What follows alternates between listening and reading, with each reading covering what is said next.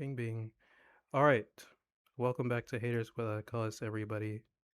We are here today because they made well, it's in the title. We made it they made another Avatar movie. And we brought Steven here to the you're on this show a lot. I am. I'm a We I'm might a have part to timer. we're gonna see about making you a part-time host. I think you might have the most appearances on Haters Without a Cause. But we're Yeah, both we're pretty die-hard Avatar fans, so we had to, had to go ahead and bring him on because well, as you may or may not know, it leaked a while back. So naturally, we downloaded that shit right away and watched it. And they immediately. yes, and that was like a couple months ago, right? And then they finally released the trailer. Not only did they release the trailer, they moved up the release dates. That was initially coming out in October, but now it's coming out, I think, July 25th. Huh. So I guess just to go over like the a brief history of Avatar, how we got to this point, right? So in 2000, was it 4 or 5? That Avatar first came out.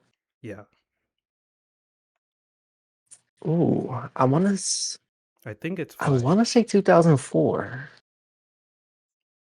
I I could fact check real quick. It could be, but I'm not sure if I'm thinking about the pilot. 2005, February 21st, 2005. Yes. Yes, so it's 2005. They did something that not a lot of cartoons did back then where it was like it wasn't so much a cuz Nickelodeon in Uh-oh. particular there were a lot of yeah.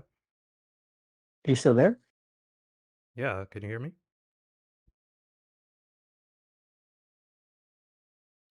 Hello. Okay, there you go. You died for a sec. That was weird.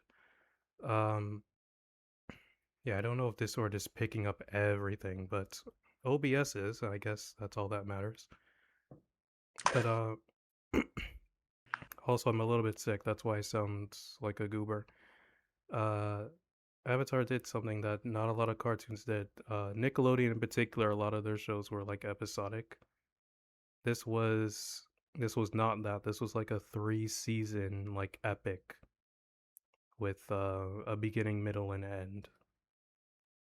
And lots of people loved it. It's considered one of the greatest shows ever made. And then they made a next is the live action adaptation, right, by M Night Shyamalan, Yes. and everyone hated it. Well, rightfully so, because it did its own thing, completely different from the show. And then eventually we got Korra. Well, yeah, because after the movie, they were like, okay, maybe that's enough Avatar content for a while. And I guess Nickelodeon's like, well, I mean, could we maybe get some more? I mean, I don't know. And because that first one, that was kind of a banger. So what if we did that again, but with the new Avatar? And they released Legend of Korra, and trying to be as objective as possible here, however you may feel about it. I think it's fair to say that it's more divisive than Last Airbender, That's fair to say. but this is the point where it became like a franchise because then we got comics like tying the two series together. We got the well, I guess next is uh, the resurgence that came after Avatar and Korra came onto Netflix. This was when everyone was trapped inside their homes. Uh, this dropped. People who were already fans of the show could watch it again, and then a whole bunch of new people watched it and were like, "Oh shit, this is kind of cool." And Avatar kind of exploded into What would you say happened to Avatar in 2020? Because I don't want to say it wasn't mainstream before, but now it's like super mainstream. I feel- Oh, give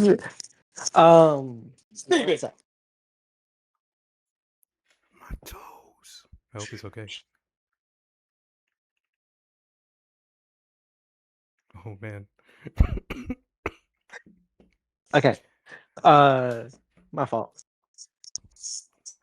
Currently What's dying. it called? Can you hear me? Yeah. Okay. Avatar. I would say my family just arrived, so that's what happened. um, Avatar, I would say became. I don't know. It just became more popular to the point that they founded their own studio specifically centered around Avatar, and then we Oh got yeah. the live action show. It was it feels like before it was a secret club that like everyone knew about, but now it's a secret club that everybody is a part of. So For it's better or like worse. yeah. Either way, Nickelodeon's like, oh, we gotta capitalize on this, and then they founded Avatar Studios, and they released like prequel books. They announced that they're working on a an animated movie based around the old characters, but they're grown up, and they were gonna release it in theaters. They made a lot of promises. They even said they were. I remember they said they were making a Zuko movie. Is that still happening? Honestly, I have no idea I what they're don't. doing now. I don't know, man. Considering how this movie turned out, I don't know if they're gonna make Because more. we were originally supposed to get a Kyoshi movie Oh before this yeah, movie. But they they just promised. chose to change it. They they promised so much. They were like, yeah, we're gonna feed you guys good with Avatar content. Just be patient. And we were. They had a lot of goodwill with the fandom. Um, oh yeah, they released the Netflix adaptation too, which which certainly exists. But we waited and we waited and we waited and we got nothing on the movie. I think all we got was like the basic synopsis, which is like the Avatar and his friends, they got to fight a new threat to protect the peace that they saved or whatever. Just It to the point where I'm not even just- sure how many people even know that this thing exists, even with the official trailer out. How many people are gonna honestly, watch it? I feel like if it was supposed to come out in theaters still, a lot of people would have gone to see it. Not just like fans, but like new people to see, what is it? But the fact that now they're releasing out solely Paramount, not a lot of people are going to see it. Well, yeah, I guess we should mention that, right? I think it was late last year. They chickened out. They said we're not releasing in theaters anymore. It's gonna be exclusively on Paramount Plus, and everybody disliked that. We haven't we had yet to see a frame of this movie, and then it was a couple of months ago. Someone leaked two clips on Twitter, and And that same and guy then they said he said I have the whole movie, right? he released like the two clips and then said, you know what, screw it. Releases the full movie. Refuses to elaborate for didn't they say it was like an email link or whatever? It was someone in Paramount themselves, I believe. They sent it to like a friend who sent it to a friend, and then it was just all through links, and it's like, wow. It was I don't even know how to it was like a tire fire. You announced this thing 5 years ago, didn't show or tell anyone anything in 5 years, Then you gave a update that everyone hated, and then the thing leaked. So I'm again wondering how many people are going to see it on Paramount Plus because I'm not even sure how many people know, let alone care. Uh, this was like a catastrophic fumble, in in my opinion.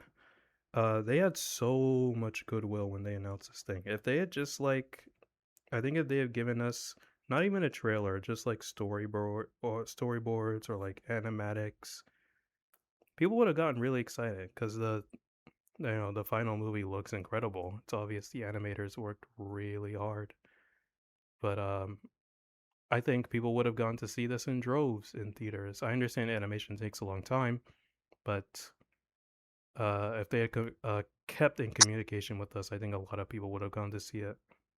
It would have been I think all relatively they successful. was the like this just the character designs, and Oh that was it. yeah. They gave us no other information. Oh, they gave us the voice actor thing, right? Yes, they also released who's voicing who. Which was also upsetting because a lot of people would have expected slash wanted that it was the old cast. And I feel like the old cast would have made sense as well because Yep. they're all older now. Yeah, but they wanted them to be all like, I guess, like culturally relevant, which I'm not sure why that Yes. matters when they're voice actors. They're not actors that you see. It's just weird to me. Like, why does the voice actor for Toph have to be blind? Just a voice actor. No one's ever going to know that. We don't do this with characters like uh there's got to be an example. I just can't think of one right now. Like a character who's white or voiced by a black character or vice versa. Um, in the new God of War games, the voice actor is in Oh, Greek. yes. Yes.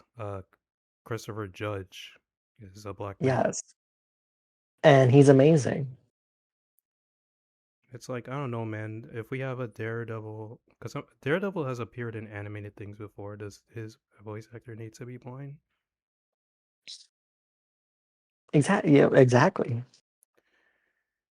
But whatever. The important thing is the movie is here unofficially, but it's here. And all of that doesn't mean that the movie is an incredible. So we still have to give it a fair shake. But just to give like a quick blurb, what did you think about the movie in like a short paragraph, so to speak? It was nice to see the cast again, all the characters we fell in love. The story itself could have been a bit more. It was pretty like predictable to see what was going to happen. Mm. But it was like a nice little adventure, I guess. I thought it was fine, like overall. Like I think a lot of the premise of the story is like hampered by what comes after in Legend of Korra. It reminds me of like those anime movies that are the ones that are based off shonen, where it's like they introduce a bunch of stuff that we haven't seen before or since, but they're all like disposed of by the end of the In that movies. same movie, Yeah, yes. so they don't cause problems later.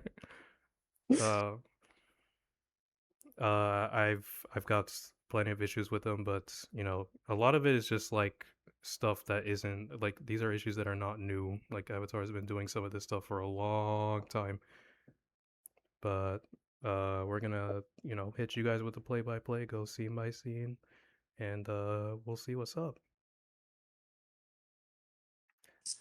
Gonna have the trailer playing. I'm gonna have the filter on and I'm gonna have the footage on backwards and just pray to God that I don't get in trouble with Viacom. Paramount's going to come after you, or maybe doing like clips, or it's a trailer. It's everywhere. Yeah, I'm helping to promote the movie. Exactly. But if they come down with the band hammer, then oh well. No one can say I didn't try. I fought these wars before. So we begin with this is a prologue, right? We got a flashback, and it's Aang having a dream of his time with the air nomads. They're having a glider race, and there's tons of sky bison, and it's beautiful. And Gyatso plops down onto his glider, and I don't know when we want to talk about the voice actors, but like just right off the bat, I'm sorry, this guy does not sound like because a lot of them are trying to do like sound alikes, but this guy does not sound like Gyatso. I need to re-listen to his voice, but I think that actually did throw me off. He sounds kind of like even if you have the power to win, you are like he doesn't even sound that old, compared to the original show. Aang, I'm not going to let them take you away from me.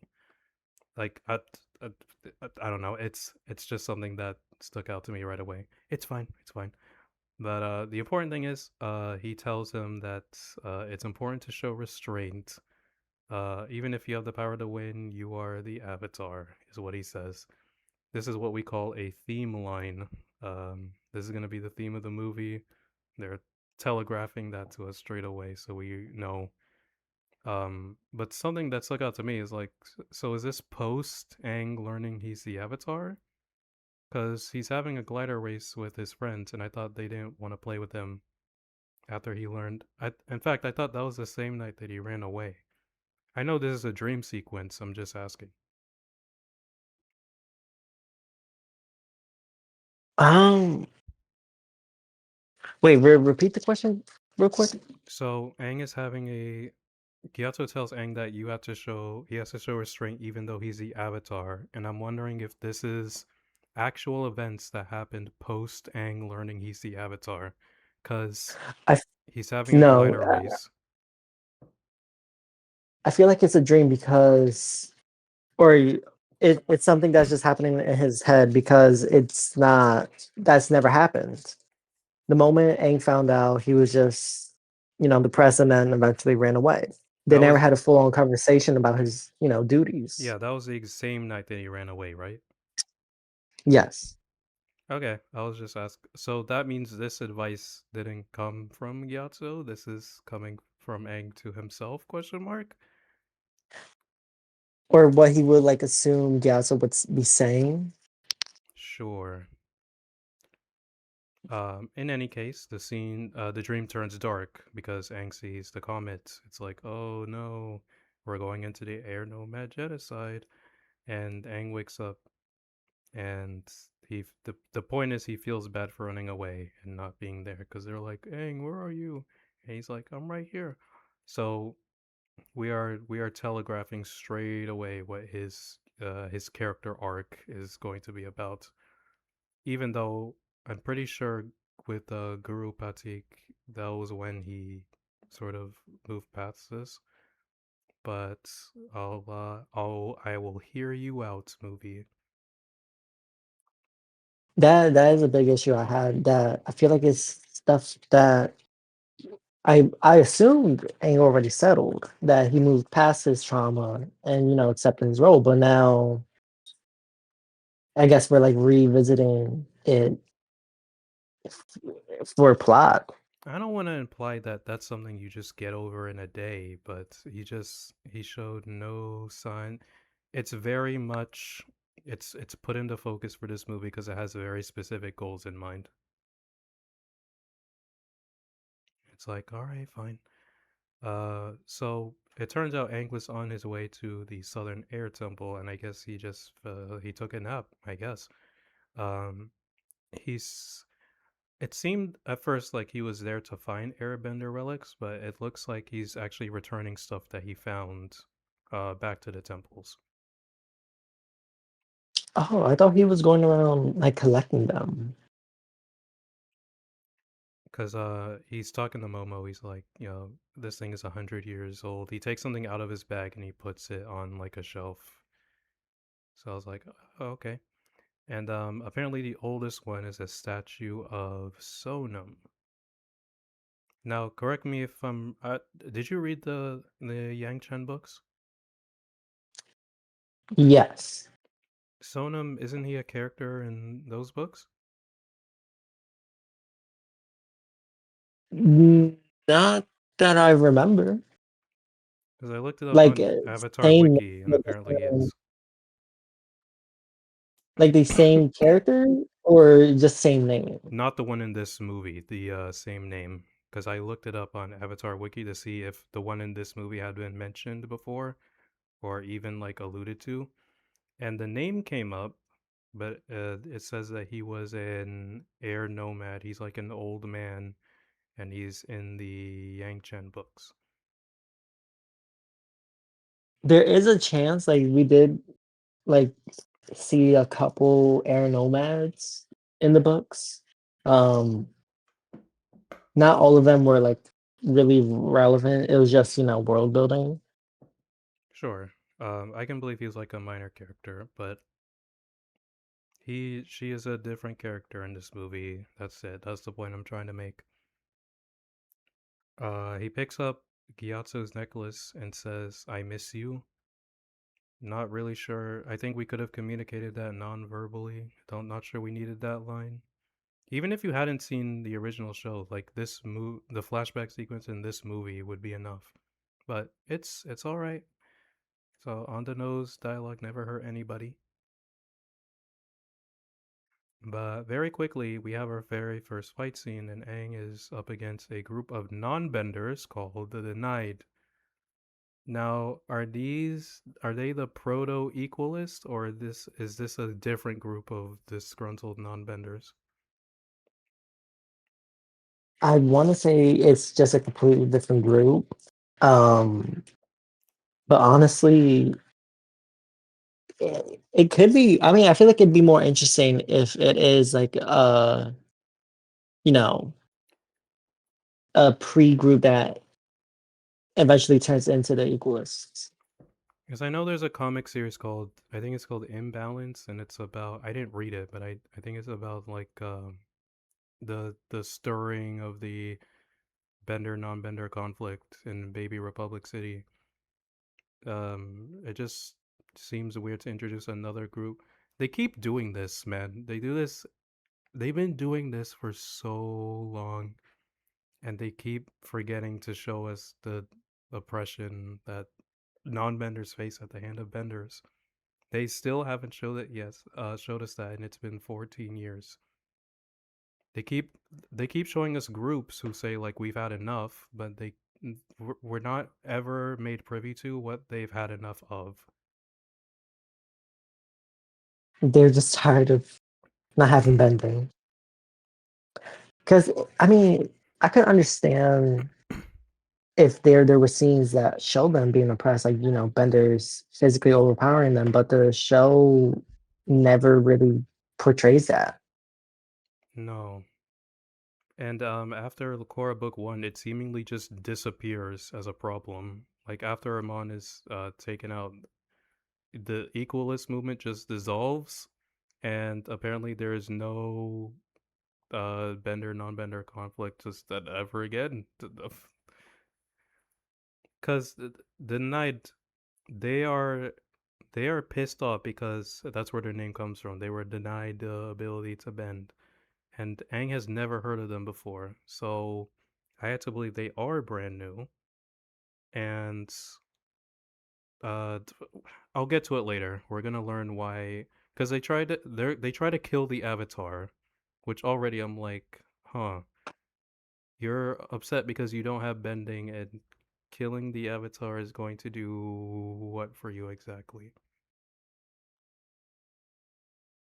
We're going to find out that they have like a personal thing against the Avatar later, but for now, they're after the statue of Sonam, and we know this because one of them keeps like announcing what he's doing very loudly. He's like, "I found it." Uh, one of them. tries to I don't know if I'm telling this in order or not.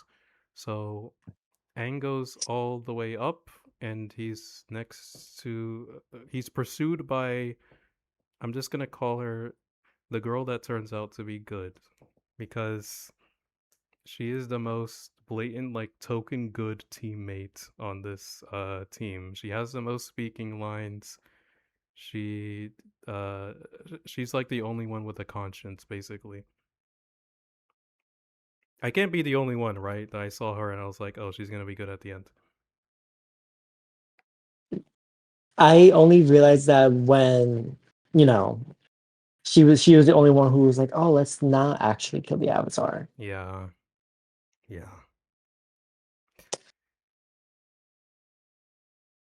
Um, the fight is cool. I particularly like that Aang is concerned about like keeping the relics intact. Adds a nice bit of flavor. Um, so he's up there with the girl who will turn out to be good at the end, and one of them is like, "Just kill him already," and she lights a bomb arrow and fires it up, even though one of them says, "You're gonna bring the whole place down." So she really, really, really wants to kill Aang. She's like the psychopath of the group. I mean, they're all psychopaths, but she's like particularly bloodthirsty. Uh, the girl with the kunai is the girl who will turn out to be good at the end. The temple gets blown up, and Aang saves her life, and then he struggles to earthbend the temple in place because it's falling down on him, and he needs the avatar state, and even this tires him to exhaustion to the point where he passes out. And I was like, hmm,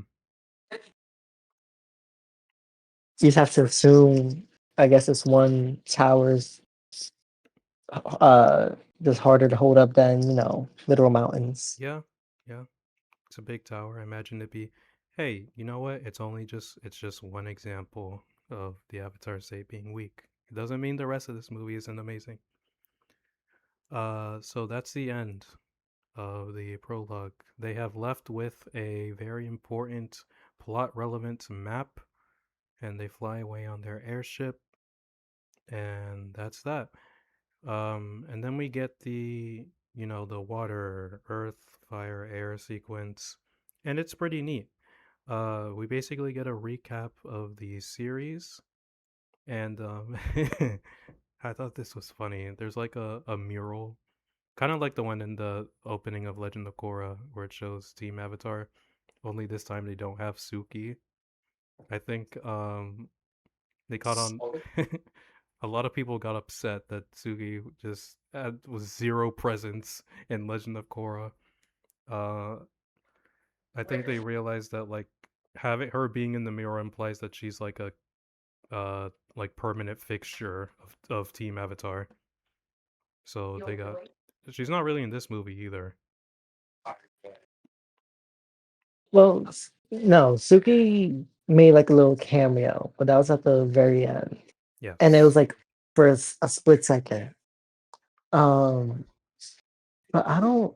Suki's an interesting character because she's not like an official part, but she is at the same time.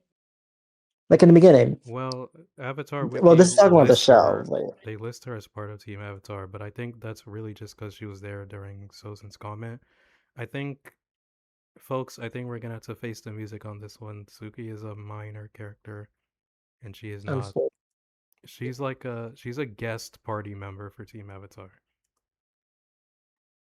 and I mean, she was in the beginning because they first met at Kyoshi Island, then I think again Serpent's in Pass. Bossing Say, Serpent's Pass, then Bossing Say. Uh, But then no, we she don't. went their own They ways. don't meet her in Bossing Say. She after the Serpent's Pass, she leaves, and then Appa meets her when he's lost, and they get You know, captured. I was confusing. The Serpent's Pass came after because I was confusing the moment where she was like when they were trying to get in, and it was the first thing that we saw her without her makeup. That was the Serpent's Pass episode. They were trying to get on the Yes, yes, ferry, and Sugi was dressed as one of the like ferry people, yes. but Um, they had to take the Serpent's Pass, and she went with them. and then after that she left the group, and they the group they don't see her again until Boiling Rock. And she just happens to be with them for the rest of the time. Yep, she's just around, and she happens to be around for the finale. And I'm gonna be honest, I think she was only included so she could save Sokka and Toph at the end, I could see that. which is, I like Suki, so bit of a shame, but they're really trying to let you know this is gonna be about the OGs, okay? All the characters you know and love, and Even though, then Suki joined before Zuko, yeah, technically. and But yeah, we see Baby Republic City, and it's again, it's sold on the premise that benders and non-benders can live together in peace. I never got that. Like, why? I don't understand why that would be the selling. Wouldn't you rather say, like, this is a place where people from all nations can live together? Because benders and non-benders can coexist anywhere. and they already do basically, just in their individual nations. I miss the. Can someone tell me when we treated like benders and non-benders like separate classes? I never got that from the original show or even Legend of Korra.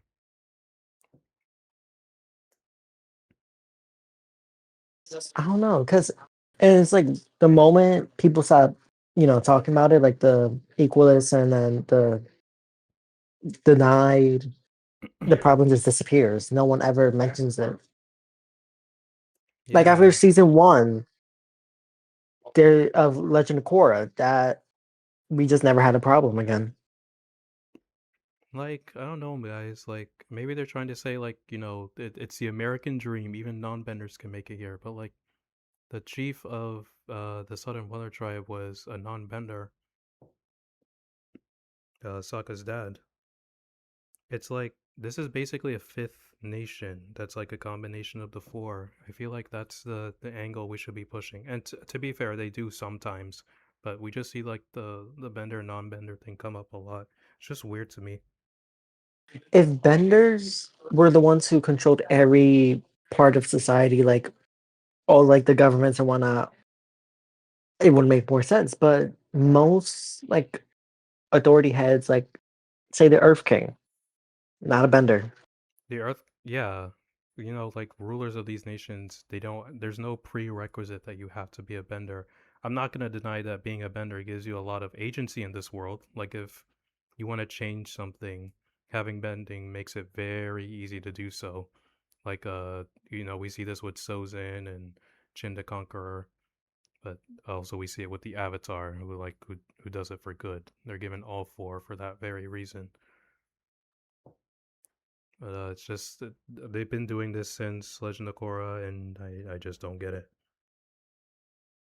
But we see the cabbage guy and foaming mouth guy because the memes. Literally just because of the memes. I didn't mind because I thought it was pretty funny, but it was definitely they called on to the memes. It maybe I'm just getting old, but it feels very much like Zooey Mama to me. Like it was funny the first time, but you keep doing it, you know. It's not even like it's done worse here. It's just it's the same. It's the same joke. But the foam mouth guy has a child who also phones. Yes, he has a little foaming mouth son and a foaming mouth wife, I guess, because she like holds her head in like Or exasperation. she's disappointed, exhausted of all the foaming mouths. But we catch up with good old Katara. She announces herself as a council representative, and she unfolds like the four flags, and it's like yay woohoo. But hang on just a minute. Wait a damn minute. Katara was on the council. So something I brought up in my coverage of Korra is uh First of all, how was Katara able to outlaw bloodbending? And then I figured, okay, she must have been on the council. But if that's the case, where was she during the 𝐒𝐂𝐂𝐈𝐀 trial? That's a that's a good unless she chose to leave at some point, because the Yokon trial happens, like, Unless, much later into the story. I guess that's possible. But like the excuse people give for why Katara's not in the action is because she's old. But back then, they would have been, because we see Aang, Toph, Sokka, they would have been like in their prime. It just seems odd that she wouldn't be there, considering that was all about bloodbending. Yeah, even if she wasn't, like, just being, like, amongst the, jurors or the stands as people watching, she should have been there at some capacity. Yeah, that's something she could have actually like done in Legend of Korra. You know, even if she's old, I find it hard to believe that she just like sit in her house all day. I feel like she'd be trying to effect change like politically. Just be like a spokesperson. But we're not talking about Legend of Korra right now. We also we see the secret tunnel guy too. That's another meme. Yes. Um, sorry, I forgot to mention what they're unveiling is something called the Unity Tower. Um, I'm willing to admit I might be stupid, but is this in Legend of Korra? Is this the council building, or is this like entirely new thing? Because I had never heard of this. I wanna say, I mean, there is a certain building that looks prominent in Legend, but I'm not sure if it ever has, like, a specific name. Like, wherever the mayor reside, or I should have is that checked. I think this might be the council building. but I don't think they ever mention a specific name, Yeah, they you never know? call it Unity Tower. I'm willing to accept I might be wrong on this. It's just a question I had. So that night, Katara heals Aang and exposits that she knew the denied were growing in numbers, which means Katara knew about the denied, but Aang didn't. Curious.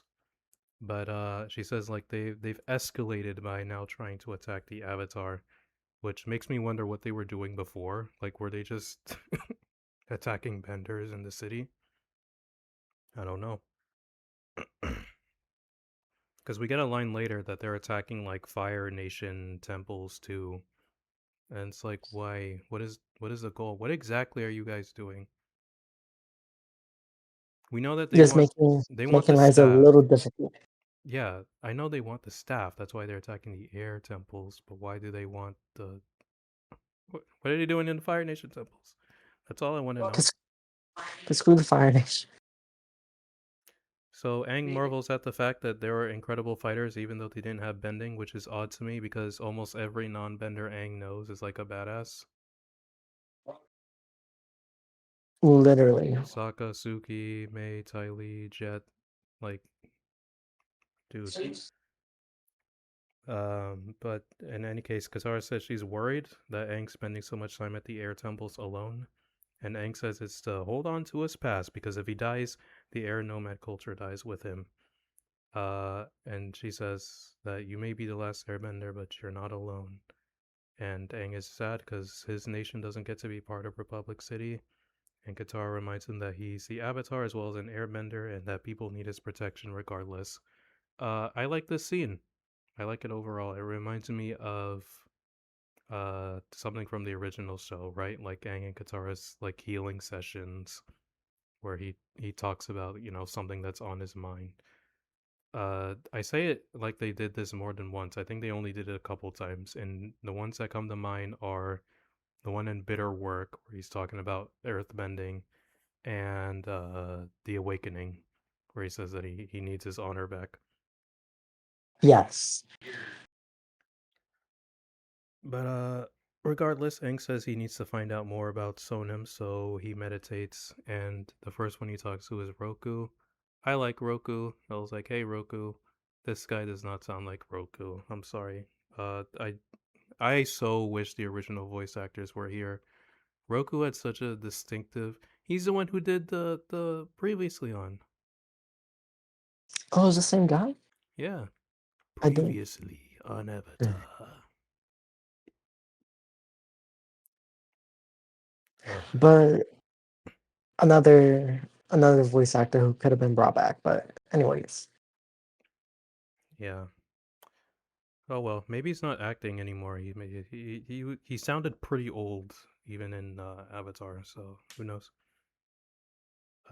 None of the past avatars know who Sonam is, which is odd to me because she was an avatar. She would be, she's one of the past lives. One of them would have had to at least spoken to her.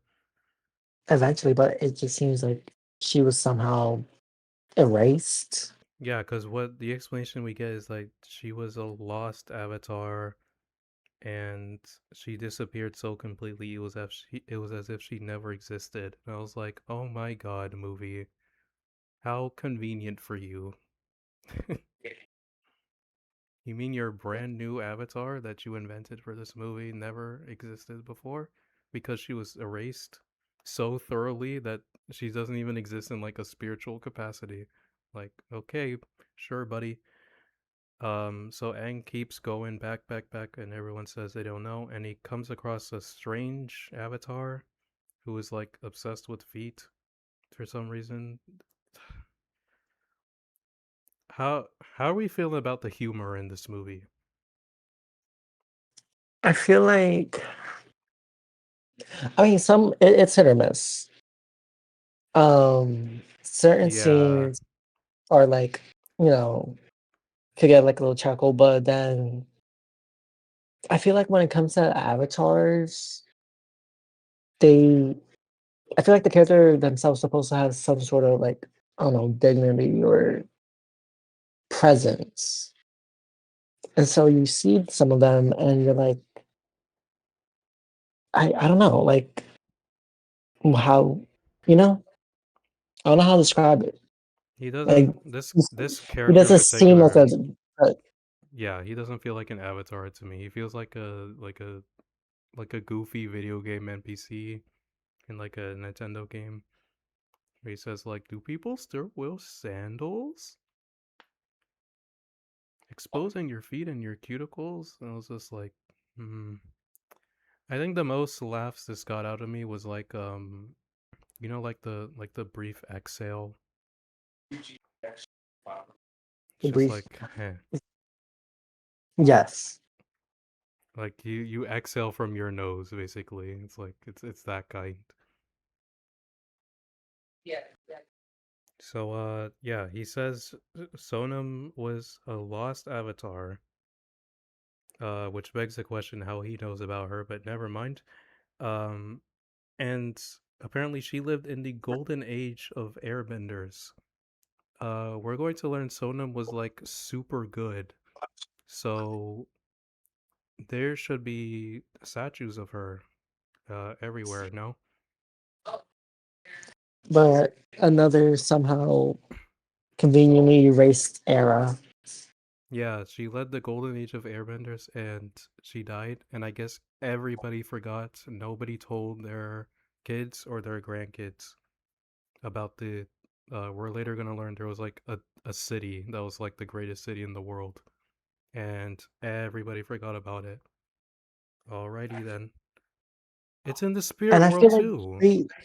previous air nomads at least should have known. Yeah. It's almost like she was made up on the spot, but Bryke would never do that. Uh Legend has it that she had a staff capable of harnessing, they say, unlimited power from the spirit world. I was like, where are you going with this movie?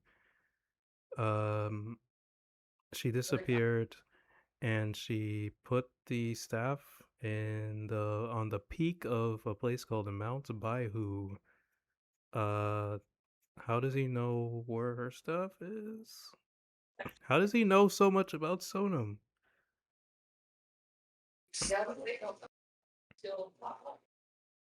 Are you like asking, or is this like a rhetorical? I'm asking the room. You know, an an explanation I thought that would have been kind of neat. What kind of explained this is if she was like the avatar right after one, See, that would have been so amazing. because that was like Because 10,000 years ago. It would make more sense. It'd be lost at time.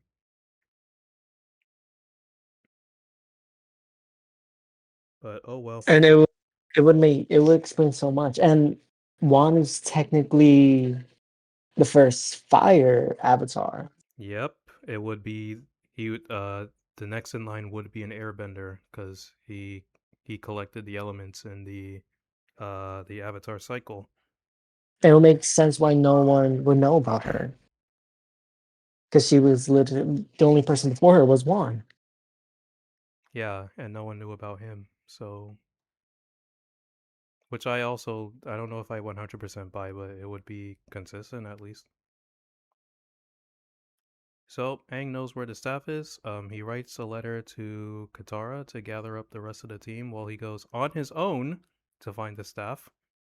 Um, Help me out here, cause Aang goes to the mountain because he believes that this is where the staff is. We're gonna get to it later, but he climbs up on his own. He breaks open the ice. He basically does all the hard stuff. But why did? But he wrote a letter saying to all his friends asking for help. What did he need their help with? Motivational support. Just just to have a reason to bring everyone together, honestly. Honest, like seriously, was he gonna just be like, "Hey, I found this staff. You guys should check it out." Because I feel like climbing the mountain and seeing what's at the peak, that would have been the part he would have needed help with. But I think you're correct. It's just to get the gang together. This is the best they could come up with. But even Uh, Lyman, I feel like he struggled more than he should have. oh yeah. I have notes for that, but we're not there yet. We gotta go chronological. Um, Aang sent Zuko a message telling him about this extremely important mission that he needs help on, and he fills it with memes and comments about his Chamberlain, and he says, "Don't forget to bring some firecracker buns."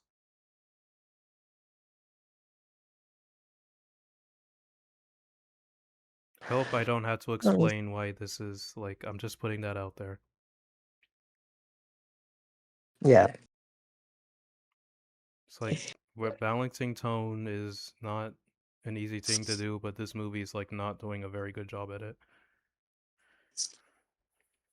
it's it's definitely trying to, I don't know, like force humor, force some memes. Force is definitely the word I would use. Speaking of which, we get to Sokka. I think his actor does a decent impression of Jack DeSena, but again, I just wish it was just him. He's showing some kids the Sokka cycle, which we will see again. I like that they kept that Sokka's really bad at drawing, but he's good at inventing. His retelling of the events of the show, those are the things that got like a chuckle out of me because the drawings are really funny. Plus, he actually did take out the Fire Nation Armada, so he should take some pride in that. He should be the pride of his nation, actually. He's kind of treated like a loser in this scene, but he should be. I understand he's talking to kids, but he should be like a hero. Definitely a lot, more known than how he's treated. Yeah.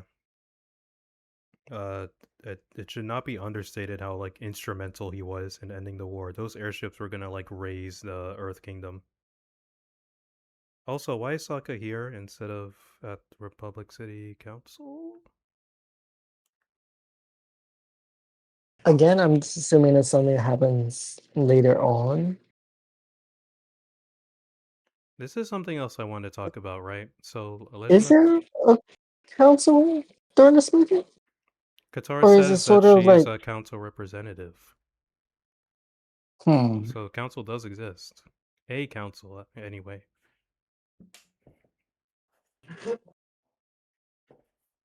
but it's just people we just never see. Um, Uh, I'm not sure if it's worth talking about the Sokka cycle now or later, because believe it or not, I do have notes about this thing. Even though they treat it as a joke, it's actually like quite revolutionary. It allows a non-bender to fly, and apparently it just, I don't know, it never took off, I guess, even though it's extremely useful. And Well, it's not the first one that allowed non-benders to fly. Like I forget the group that was living in one of the air temples in the original oh show. yeah, the mechanist. Yes. They are completely, because I watched book 3 again of Korra recently. They go to the Northern Air Temple, and any like sign of their presence is just completely erased, which is so strange.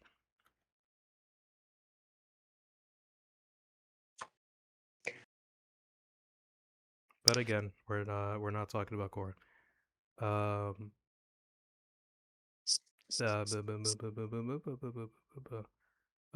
so yeah, this is a tangent I was gonna go on. Republic City, and as we see it in Legend of Korra, has like all sorts of crazy technology, and fine, but it's not so in this movie, and I'm not saying it should be, but I think it would have been neat to show like the first steps towards getting there. I already don't believe that it would have advanced that far in 70 years, but it seems like it took less than that. Wouldn't it have been better instead of the Sokka cycle? Maybe Sokka had plans for like the first radio or like the first uh uh like I can't use this automobile because that wasn't him.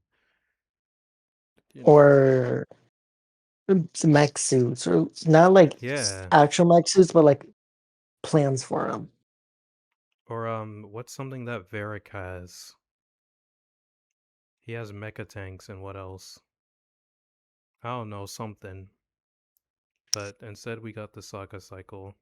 It would have been a neat way to like bridge the old series and the new one.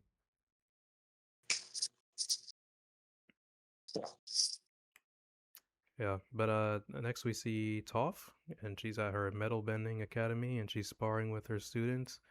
Uh, Something that's kind of neat. We see what looks to be uh two of her students from the comics.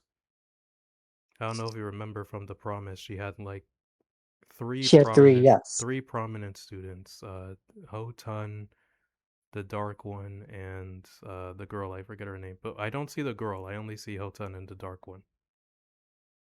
Yes, I did recognize them when I saw it.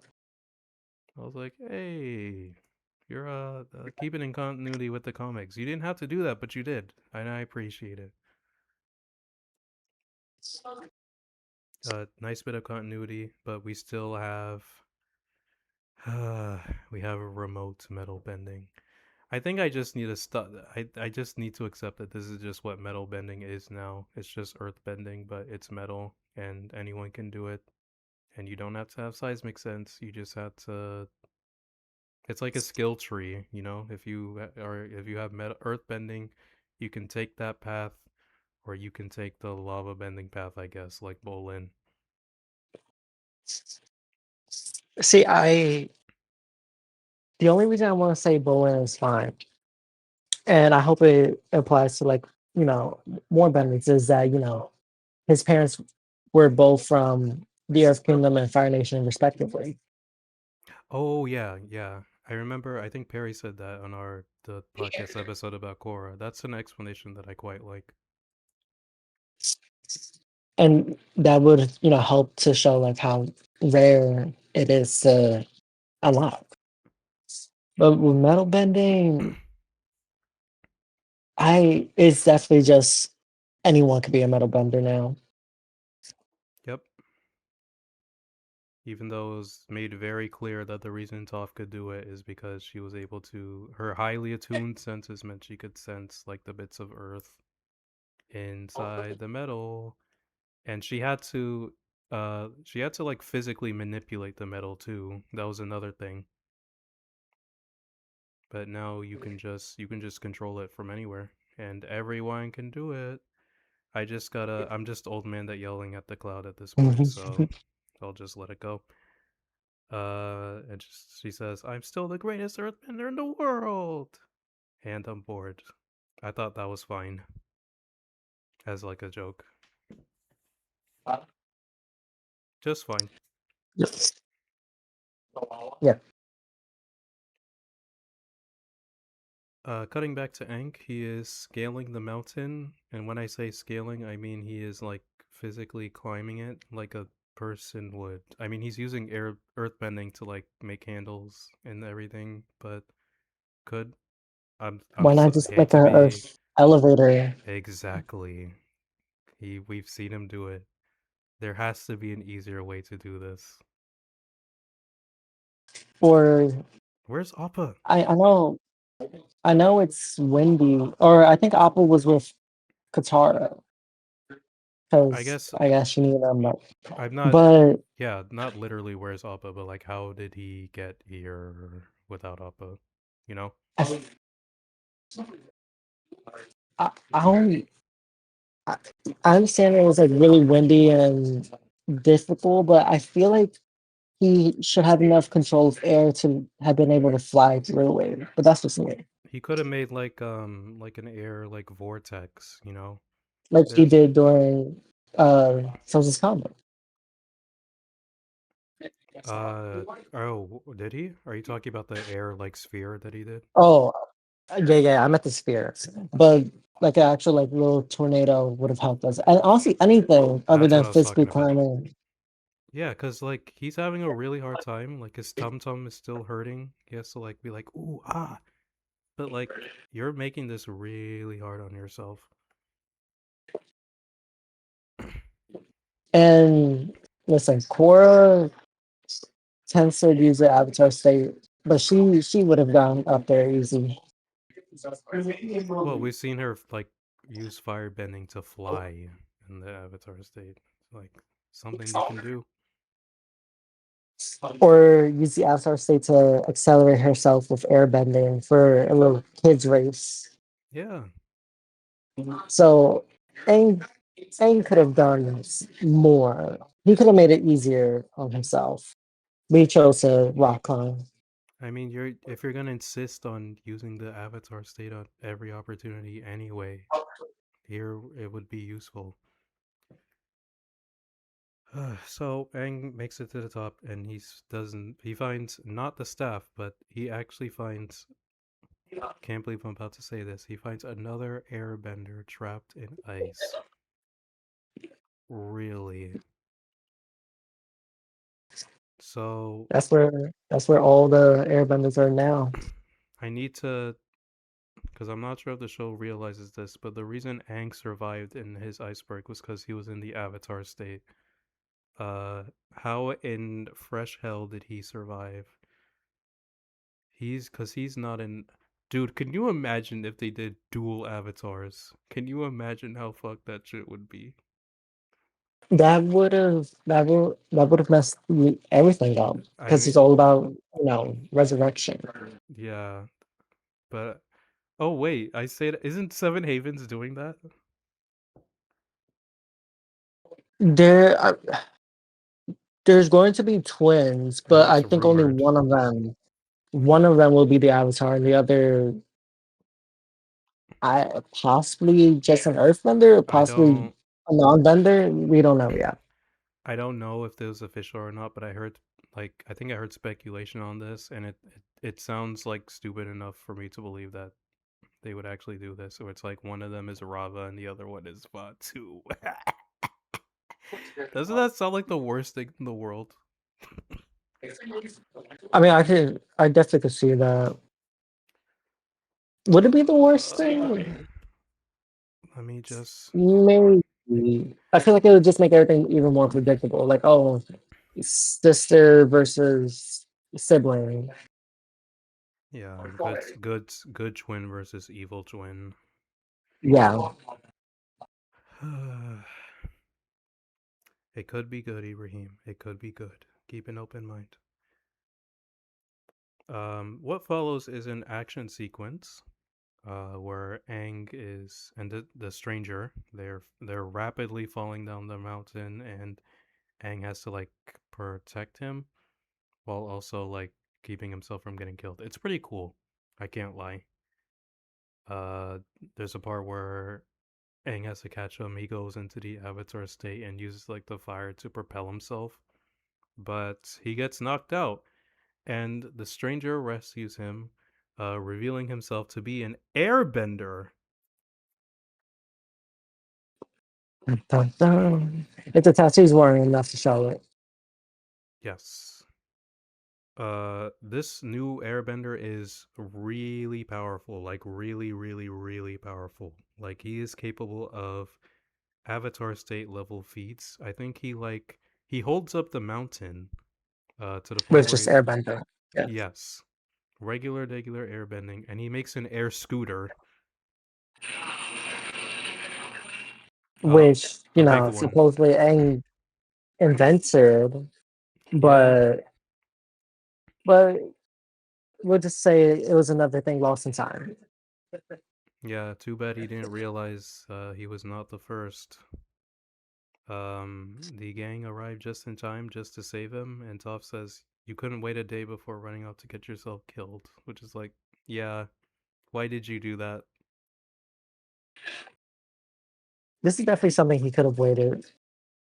Seeing how, they arrived just at the nick of time. The staff is frozen in ice, as far as you know. Like, it's not like it's going anywhere. But Taga passes out, and he wakes up in the clip that we saw on Twitter. Um, the explanation we get for why Taga was powerful enough to hold up the mountain, excuse me, and seemingly how he survived is Katara saying his chi is strong while healing him. That is all we get.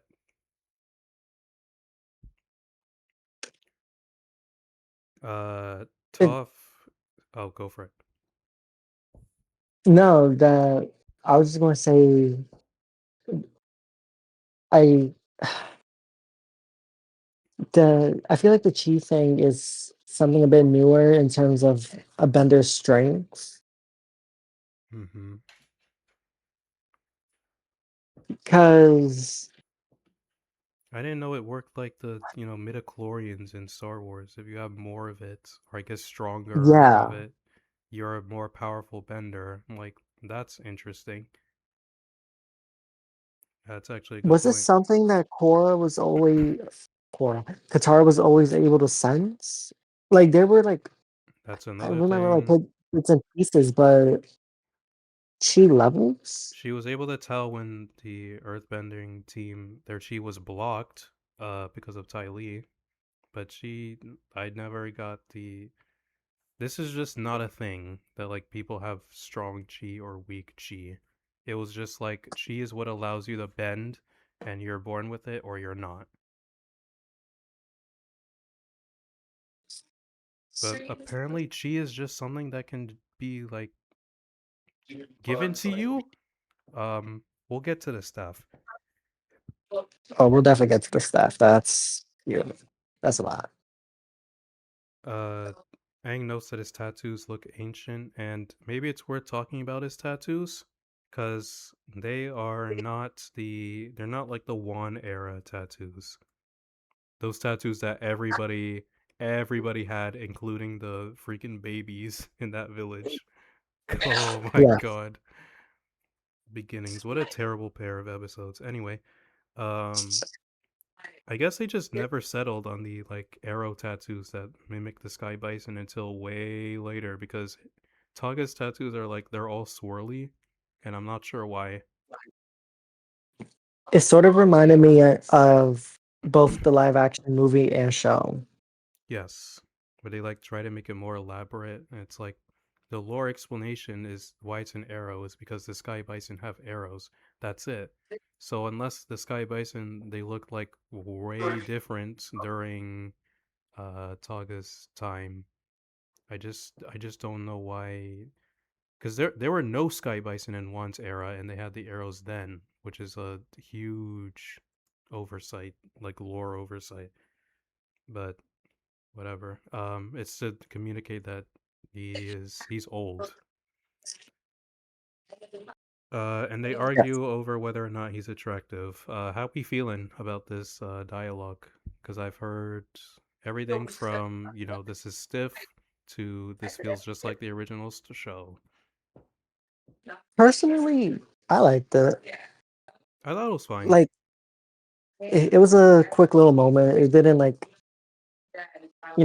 overstay. Yeah, I think it's a little stilted, and I wish it was the original actors, but I think it's fine. But Taga wakes up and he sees Toph, and he tries to attack her. Which he gets the 1-2 punch of Sona being dead and the Airbenders being wiped out. He finds this out because Sokka has the nerve to say you woke up at the perfect time. It's like, dude, read the room. Does he doesn't? Anyway, he asks where is Sonam because we're doing. If it's not, this is basically this is bismuth. We're doing bismuth again, but Avatar. Uh, Wait, actually, you kind of just reminded me. Or maybe you should explain what you're about to say with the business, and so on. But I think I have an idea of like why he was frozen and how he survived. But go ahead. oh, I was just gonna say that bismuth was you know she comes back after like a disagreement that she had with Rose Quartz, and we're just kind of led to believe that she's good because she doesn't bring up like the very heated and real conflict that she had. So it's supposed to be like a twist. We're waiting for the other shoe to drop and be like, "Oh my God, she's evil!" Bum bum bum. Even though I maintain to this day that Bismuth did nothing wrong, but that's an Yeah. entirely different show. We'll see if the it remains true for Taga as well, because he also doesn't So mention his conflict with Sonam. But go for it. yes, that's exactly. I feel like I'm pretty sure it was Sonam that ended up freezing Taga because he didn't want to end up killing him, and the only way to stop him from continuing with the war was to end up freezing him. She actually says he was too powerful to kill. Yes. So I'm pretty sure I think that was the only solution, or She at could least have at the put time. him in the Fog of Lost Souls. I mean, there's a lot they could have done, but Yeah, Legend of I don't know if we'll ever be able to like truly assess the damage that comes from the fact that Legend of Korra basically created like hell in this universe. Uh, because that's what the Fog of Lost Souls is. Like Zhao isn't dead. Like he was just taken into the spirit world and he's there, like cursed to walk forever, and he doesn't age. I'm not sure if it's I mean, it basically is how, but I feel like anyone could go there if they just happen to be dragged by a spirit. Yep. They casually revealed that hell exists in this universe, but oh well. Oh well. It is That's Legend of mentioned Korra's problem. in it is mentioned in the Yang Chen books. Yes. That's how Yang Chen lost her older sister. Correct me if I'm wrong. Isn't it also in the Netflix Avatar, the first season? I wish I could tell you. I've not finished the show. Flush that show from my memory, but I don't know. But Taga, he asks for the staff. He says it's their only hope now, and he says it's not a weapon but a gift that allowed Jirana to flourish. Jirana is like a the air nomad utopia, and he calls it the greatest city in the world, which is why we never heard of it until now. Uh, Taga served Sonam as his disciple, and she used his staff to give him, give him airbending, which means Taga is a he's a LARPer. He's just like Zahir. He is an ascended LARPer. Yeah, no. Another airbender just who was given his airbending and just happens to be a master. And just yeah, he was given airbending after living as a non-bender, and he's fucking amazing at it to the point where he can go toe to toe with the Avatar. Absolutely insane. Saga said that they flew around and they spread peace across the world. I really want to know what this means. The air nomads were pacifists, but Sonam was the avatar. So, what was the approach if they came across someone like, I don't know, Chin the Conqueror, who was just like, hey, can you stop? And he goes, no. They just beat them down until they stop. That's kind of what I'm getting like they pacify him to death, you know. We're spreading peace. Uh-huh. And this would be the time for Ataga to mention the small, tiny disagreement he had with Sonam that caused her to banish him, but he doesn't because we're doing Bismuth again. And Aang has a revelation. He says if he found the staff, he can give airbending back to the world, which is funny because we've seen Legend of Korra, so we know that this isn't gonna work out. But besides that, this movie seemingly under the impression that bringing back airbending means bringing back the culture that was lost, which is not the case. And this is something that even Legend of Korra had some awareness of. It's something that this movie will address at the end, but I feel like someone should bring this up now. Like, being an airbender doesn't make you an air nomad. But whatever, everyone acts like this is something incredible and they all start celebrating like as if it's like already done. Katara says this is everything you've ever wanted, which I I just know like Aang wanted his people back. He didn't want a bunch of people who could airbend. There's not even I mean, precedent for that in his movie. the way that Aang speaks is sort of like, oh, he just wants airbenders in general. Yeah. It's not his friends, it's not his mentor. It's just people who has the same element. I think we're going the angle is like he's desperate, he's kind of like delirious with hope. But oh well. And then Zuko says we could heal the greatest atrocity my nation committed in the war. This could be the final step to rebuilding the world. Alrighty then. And Toph reminds the group that the Denied have the map and will likely get to the staff first. And Aang surmises that the Denied will use the staff to give themselves airbending. Which leads me to a question: does the staff, can the staff give you water, earth, and fire as well, or does it have to be air?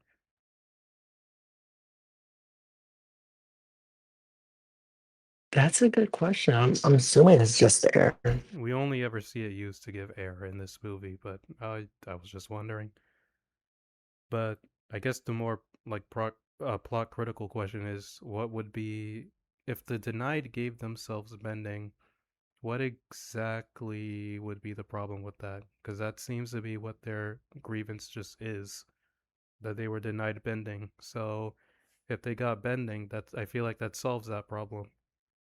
I'm not saying they should keep the staff, but give them airbending and that the I'm saying this because I know that the movie wants us to believe that the Knight are just psychopaths and will just hurt people even if they have bending. But up to this point, we don't know that. We just know that they're upset because they don't have it. And that's, I guess that's what the movie wants you to, I guess, believe that once they get bending, they're just automatically evil. Will Yeah, automatically start attacking people. yeah. We're just supposed to take for granted that denied getting bending would like it would strictly be a bad thing. But apparently the staff is on some islands. I don't know how to describe this. Taga says it's across the endless ocean. Is this the name of an ocean, or is he describing the ocean itself as endless?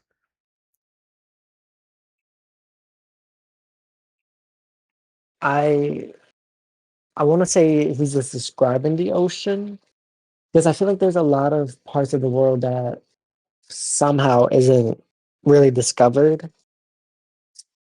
I just don't know what to make of this. Because I feel like there's constantly moments, even in the books, where they happen to go to some island in one of the nations that there's no one there and just has this specific thing that they need.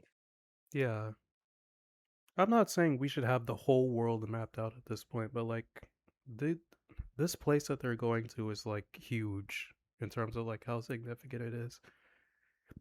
And the fact that it's been like seemingly undiscovered for all this time, despite anyone being able, we'll get there because not everyone can get to it. The movie accounts for why nobody has been to this place. I'll just wait till we get there. Um, Yes. Saga apparently knows how to get there without a map. Already then, and he reveals his racism and he calls Katara a slur that I'm not sure I can repeat on YouTube. He calls her a water child. And she says, oh, sorry, he says she do no good in the air. And Katara gets offended and says that they stick together. Um, it at this point, it feels like the movie's like it's really insisting, like, yeah, guys, it's Team Avatar, the one you remember. This is the team. It's the Team Avatar movie. We're doing this with Team Avatar. I'm like, all right. Uh, we begin the journey. Taga marvels at like the huge metal airship that they're about to take off in, and he says they're gonna follow ancient paths laid out long ago by the sky bison with air currents that only they know. And they hmm they seemingly unlock like a new part of the sky um that no one has been to before. We sorry, did you have something to say? No. We get some more Sokka jokes. Sokka asks if the Taga might be brain damage from the ice, and then backpedals with when Aang says that what he's saying could be applied to him. I don't know, guys. I'm not feeling these. These don't feel like Sokka jokes. They feel like Bolin jokes.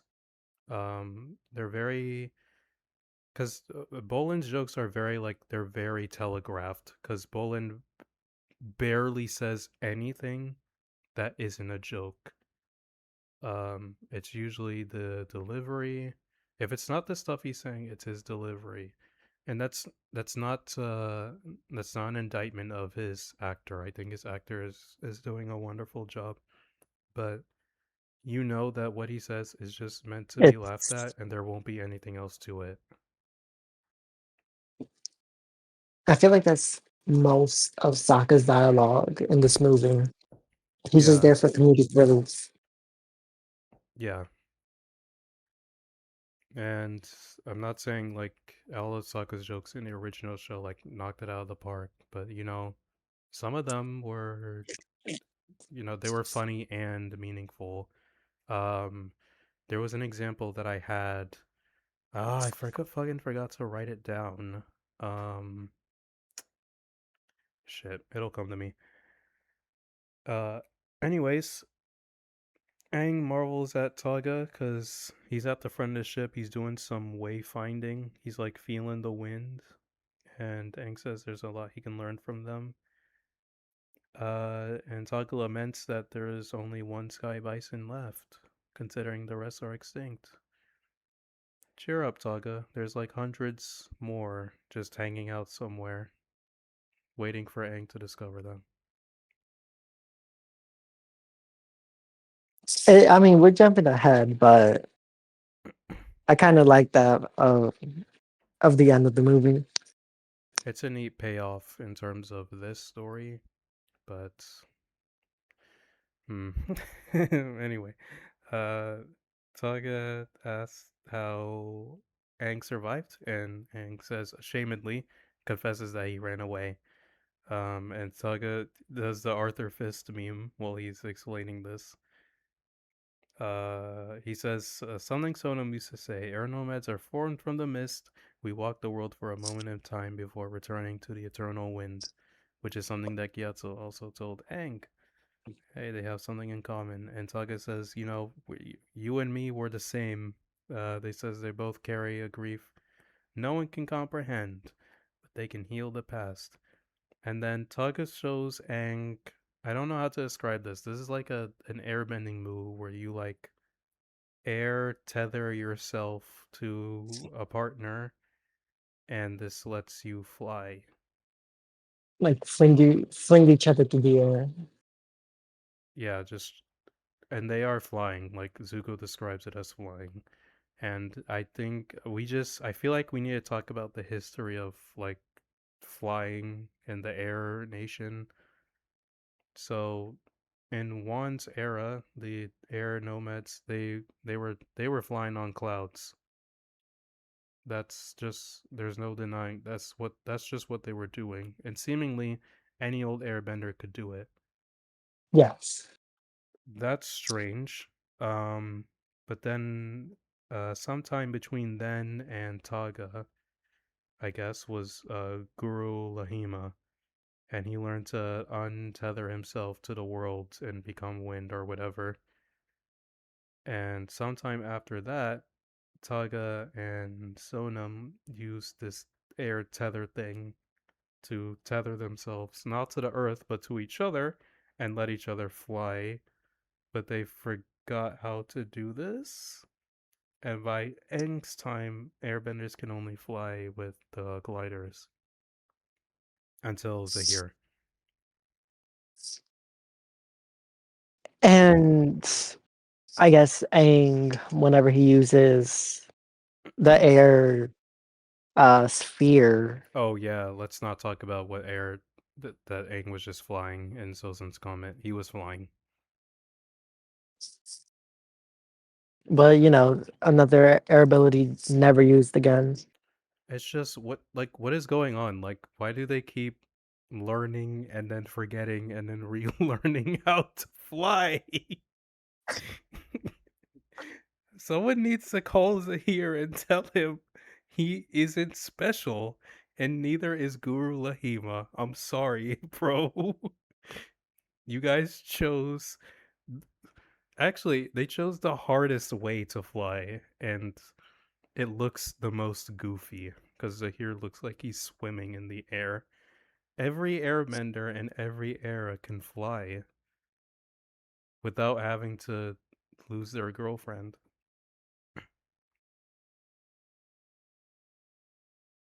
Sorry, bro. Okay. So Aang asks Taga how he ended up in the mountain, and Taga says the last thing he remembers was fighting the Earthbenders side by side with Sonam before they were driven back to Mount Baihu. Um, this this has to be a lie because this is not the last thing that Taga remembers. Yeah, no, I feel like all of it's just to try to deceive Aang. I guess. At least Uh, that's.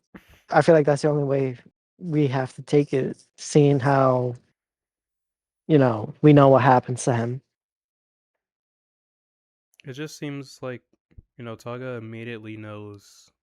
He comes out of the ice, uh, and is immediately like, Oh, I need to manipulate the avatar.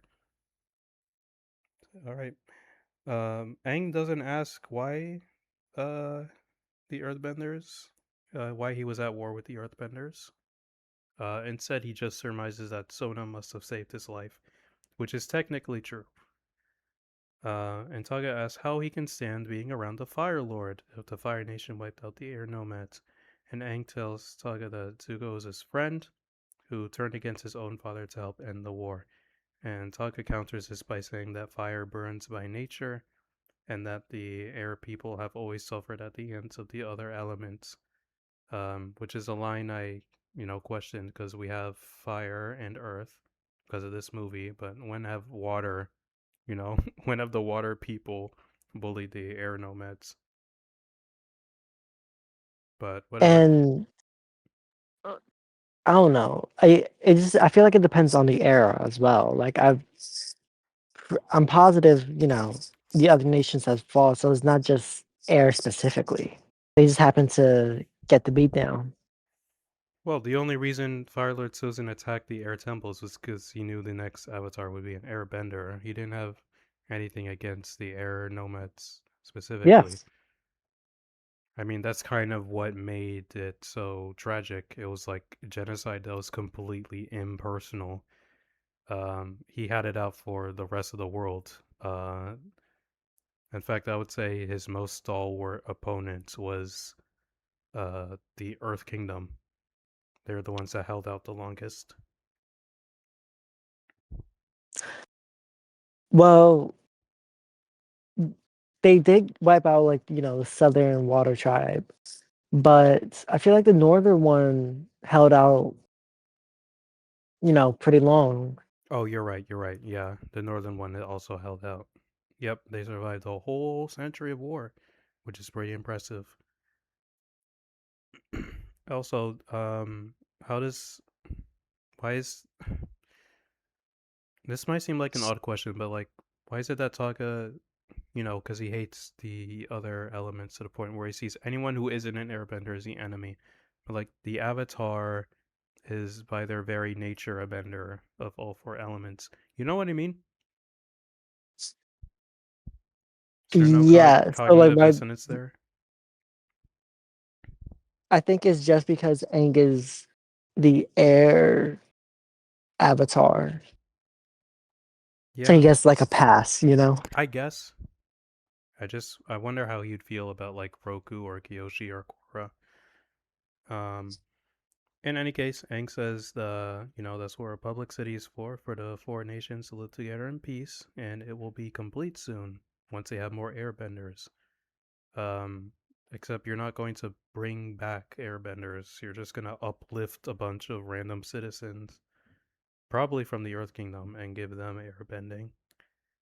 But anyway, he says he wants It, to live in a world. Oh, sorry. Go ahead. no, because I was going to say you can't force the, like your old way of life on these new people, I'm just which wondering are how that would which is go. the big problem with Korra. Because The Legend of Korra, it was just random people were given earthbending. Like, they didn't get a choice. I'm just wondering how that would have, like, how would have Aang gone about that? He'd be like, guys, I have this staff. It can give people airbending. Anyone who wants airbending, step right up. And then the majority of people are like, um, no, actually, I'm good. It'd probably be, I guess, volunteers because Aang does have, the group of people he's like training in a Oh, way. yeah, the air acolytes. That's true. Yes. So yeah, Aang says he wants to live in a world where he can live together with his friends, referring to them as his family, which is nice and in character. And Saga, in response to this, he mysteriously says that Aang reminds him of Sonam, but he doesn't elaborate on this. We're gonna learn what he means later. The denied catch up, and I I'm so sorry. I'm so sorry, but the girl with the kunai, her voice acting, it's just not very good. Um, I'm thinking about the scene where she's like, "It's the Avatar, and he has his friends with him." I'm like, "Ooh." I looked it up, and she's actually She was in Thunderbolts, and I don't think her acting was good in that movie either. So oof. Wait, who was she in Thunderbolts? She was I forget her name, but she was Val's assistant, the one who kept like Mm, flip flopping over whether she was gonna be good or not. okay. One of the denied asks how they got ahead when they don't have the map, which is a very good question. I know like Taga is like wayfinding or whatever, but the denied had a huge lead on the gang. They were after this thing since the prologue. We're just going to assume, yeah, he knows a shortcut. I guess so. Okay. One of the denied, sorry, yeah, the arrow lady. She orders that Aang is killed, and the girl who's gonna be good objects because he spared their lives.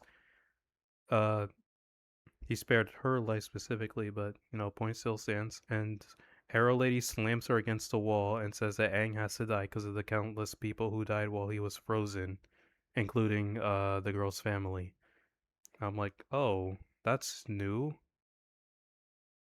Haven't brought this up yet, but you know, fair enough. But if you kill the Avatar, you're just gonna potentially orphan even more people because he's gonna have to reincarnate and grow up. Like you guys understand this, right? I'm kind of tired of everyone blaming Aang for being frozen for 100 years. I Dude, mean, it's not like he wanted to be frozen. He just happened to run away. He probably would have went back that same night had he not been caught up in the storm. Or I'm pretty sure that's what he said that he wanted to do. I'm tired of the implication as well that Aang is like responsible for every death that happens while he's the Avatar. Even if he's around, Yeah. he can't be everywhere. You know what I mean? As soon as she said like remember what they did to your family, I was just like, dude, please show a flashback that shows her parents were killed by firebenders. I I dare you. Like do it again. You've done it so many times. The parents killed by firebender backstory. You can do it. What's one more? I mean, they don't say that it's firebenders, but I'm pretty sure that's the implication. Um, also, what does this have to do with getting bending? Unless, these families were killed specifically because they didn't have bending, but like, those firebenders were just killing people regardless. It's, I want to, I guess they wish they had a way to fight back. yeah, I guess like we have like the beginnings of an idea here. It just needs some work, that's all. Um, the Knight attack the ship, and Taga in return he tries to crush their ship with airbending. He like wraps air around like one of the I guess like the propellers or the propulsors, and Aang is like Taga stop, and he blows them away instead. Uh, and the gang come across oh Jesus Christ, the Immortal Storm. I was like, oh my god, this is the Everstorm again. I got so many flashbacks of the Legend of Korra. It's just plot wind that's supposed to explain why this location they're going to has never been seen before. If you guys don't remember, Legend of Korra is the show that introduces the spirit portals because the spirit world is no longer a place that exists like parallel to the physical world. It's like it's a physical place that you can travel to, and uh, the to account for why they've never been seen before is because they're blocked by something called the Everstorm, which is just like really harsh, icy winds that apparently they just can't get past them without perishing. So, no one has tried until Korra succeeded in opening the portals and leaving them open. which is a really, really good thing that she did.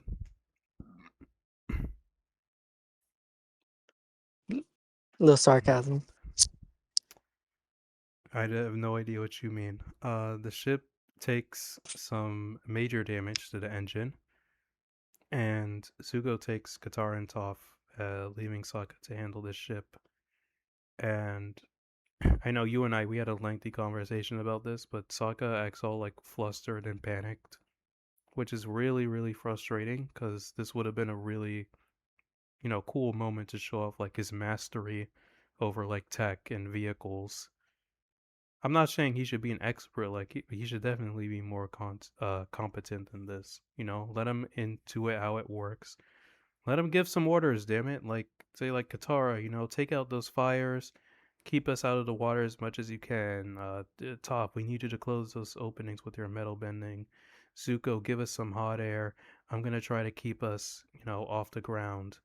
Let me No, but Zuko takes lead, and I don't know. I feel like Sokka, after Sozin's comment, he has experience with the fleets, the blimps. He should have absolutely. known more.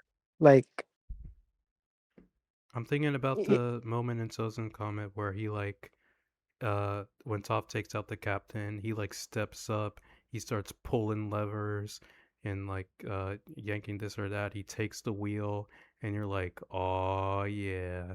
It's a cool and badass moment whereas here he's just like, "Oh, what do I do? How do I fly this thing?" It's just oh my god, like just let him he could have like coordinated with Zuko, you know, so we can see nah, how he's competent both of them are. he's just purely comic relief. This is what I mean when I say Sokka feels like he's written like Bolin, because this is how I picture he would react in this situation.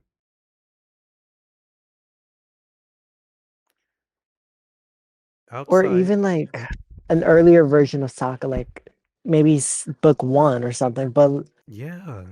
it just feels like they erased his character development. I mean, in this movie, when they introduce during the recap, he says like, Sokka taught me that you don't have to have bending to be a brave like leader and warrior. But like, we never, ever, ever, See we that. don't get that Sokka in this movie. Damn shame. Outside, Aang and Taka, I think I said Taka. Taga, they enter the eye of the tornado and like dissipate it from the inside. A sound design choice I like is Taka's voice takes a while to carry over in the wind. Um, Bob's your uncle. They're able to lift themselves out just in time before they can crash into the sea. Mission successful. Nobody died except Katara yells at Aang for some reason. She says the ship almost crashed. Aang, we could have died. But it's like, Katara, if you hadn't dissipated the tornadoes, you guys would have all died anyway.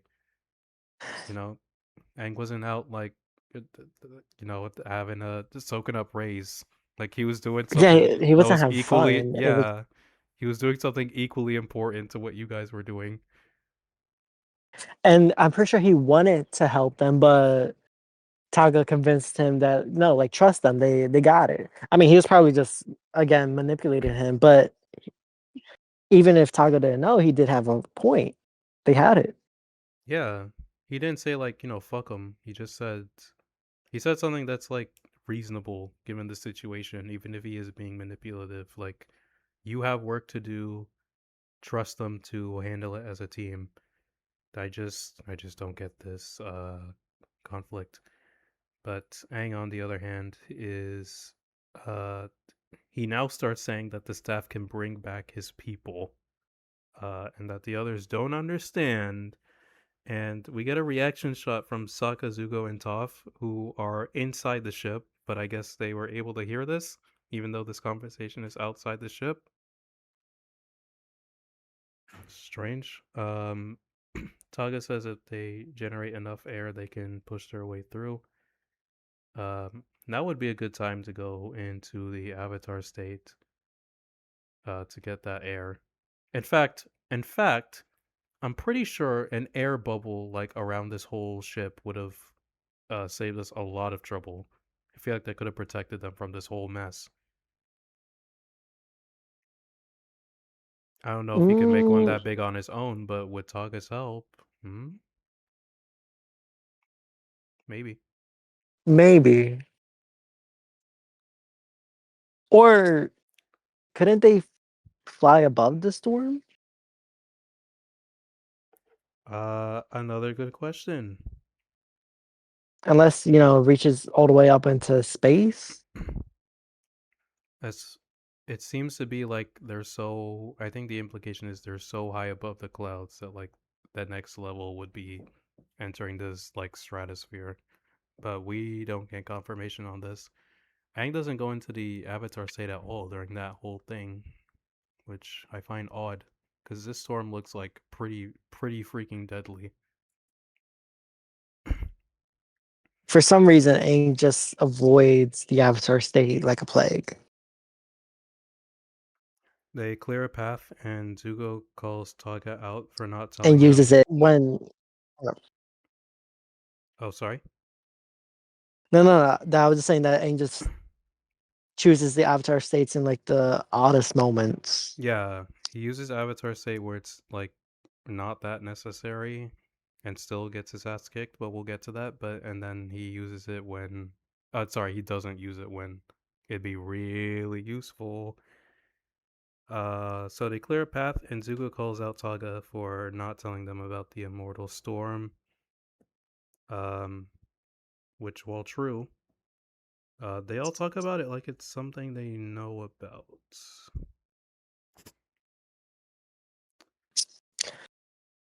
And Saga decries that they never voted on it, and Saga graciously accepts the blame and tells them not to take their anger out on Aang since he believed in them to make it through. This Saga seems like a nice guy. I trust him.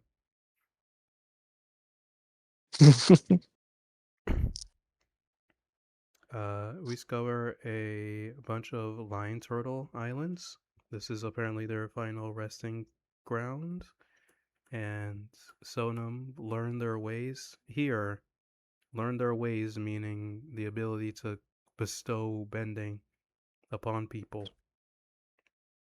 I thought it was the staff that gave her the power, no learning required, but that I don't know what we're meant to draw from this line. That's all.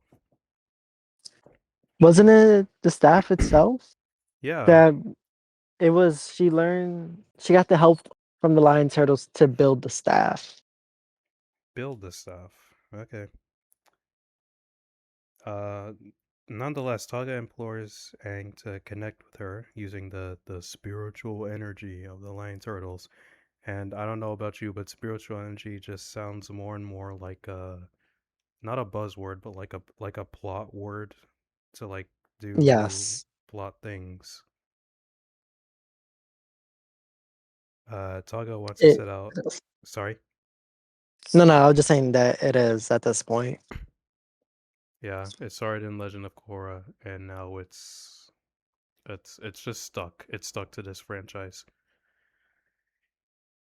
Taga wants to set out immediately, but both Katara and Aang ask him to help with repairs, which he again graciously accepts. I like him, this Taga fellow. Aang leaves without the others again. I know he needs to talk to Sonam, but could he not do that on or in the airship? I guess he needs to go to the place he feels the most spiritual energy. I guess so. This separates him from the group, which will be relevant. Because the others have to fix the ship, right? I'm asking rhetorically because we cut to Sokka and Toph reclining on the ship, even when they're supposed to be helping to fix it. The hell is going on? And just relying on Zuko, who I think has the least amount. I mean, this is a bit different, but who has the least amount of lines in the movie of Team Avatar? Oh, Sokka, Toph, and Zuko feel like extras in this movie. Yes. I think the most important, not like the third most important character is gonna be Katara. She's definitely the most important, like non-Aang, non-Taga character. Yes. She gets the most to do. But Katara, speaking of, she notices that Taga has disappeared, and we briefly see Katara. She catches up with Taga, and she catches up with him by fucking flying with her water. It's very brief. They do this in the comics.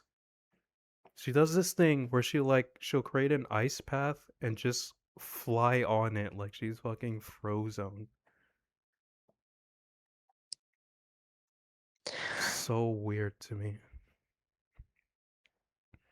It reminds me of because when I watched the show, my brother was like, couldn't Toph like use earthbending to lift up a rock and just fly on it? And I had a Yeah, hard time explaining why he couldn't do that, but I feel like that can just happen now. because no, yeah, I feel like they could just traverse. I don't know. I don't know. I feel like they add more ways to traverse that hasn't been shown before.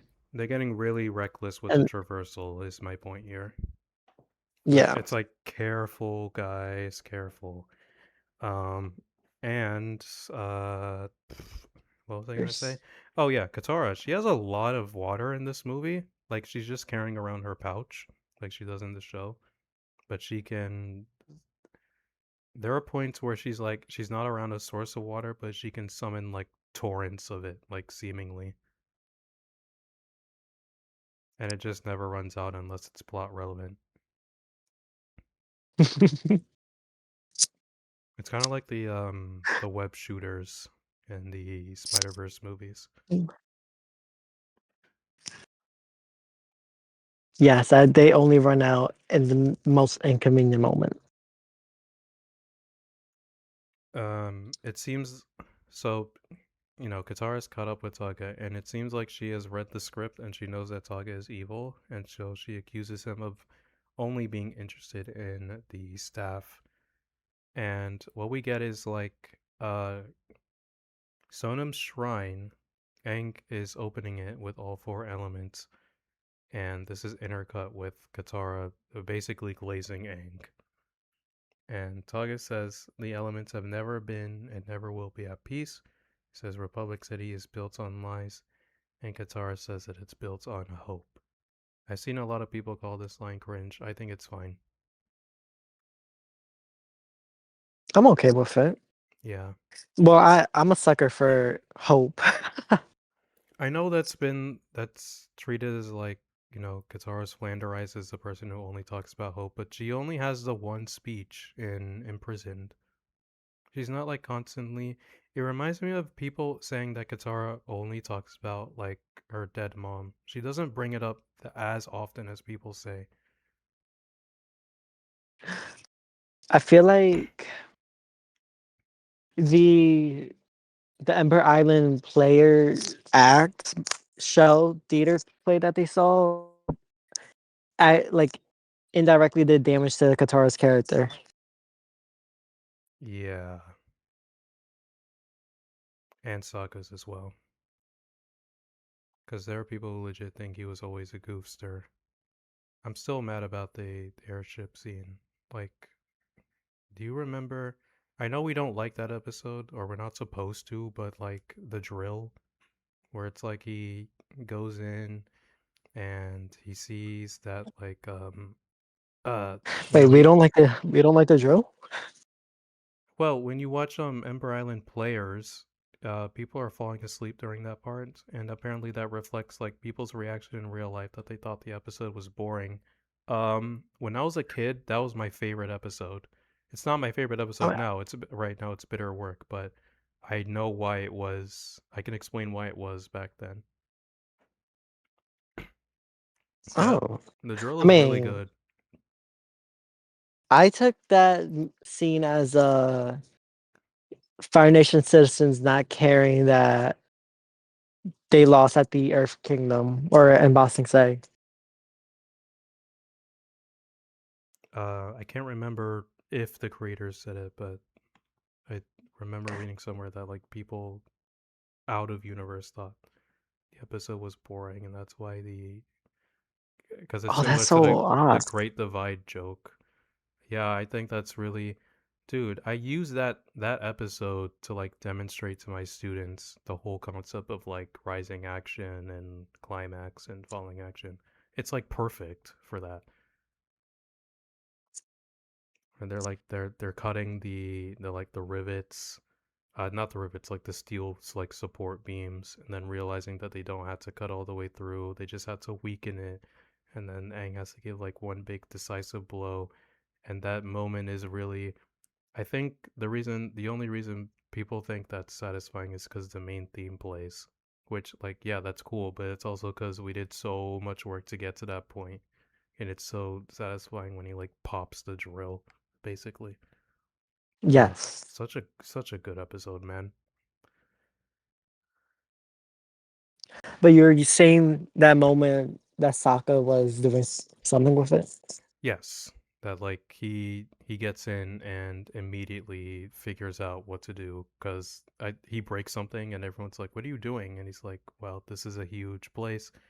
Um, if something breaks, someone's gonna come and fix it." They take the schematics from him, and he like immediately deduces the machine's like weak points and like how to take it down. It's like, man, and he's goofy plenty in that episode and the show altogether. But there are parts that show like he's really smart and inventive too. Oh well. um, I forgot where I was at. Fuck. Uh. Uh. That Korra, a Katara versus Taka. Right.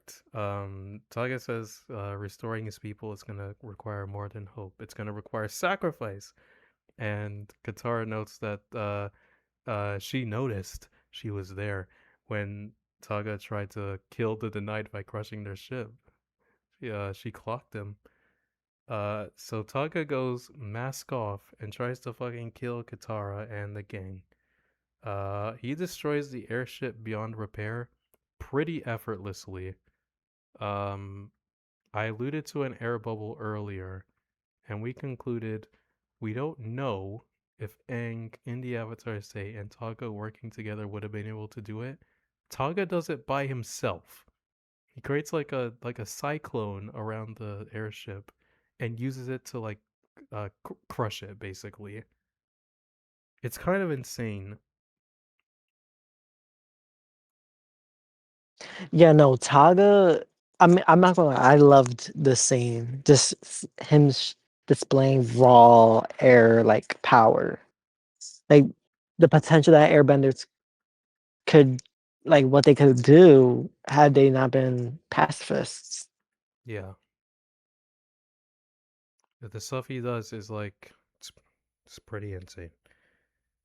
Um, the game. Also, I don't know how he expects Aang to react to this. Yeah, your friends were they were only gonna get in their way, so I killed them.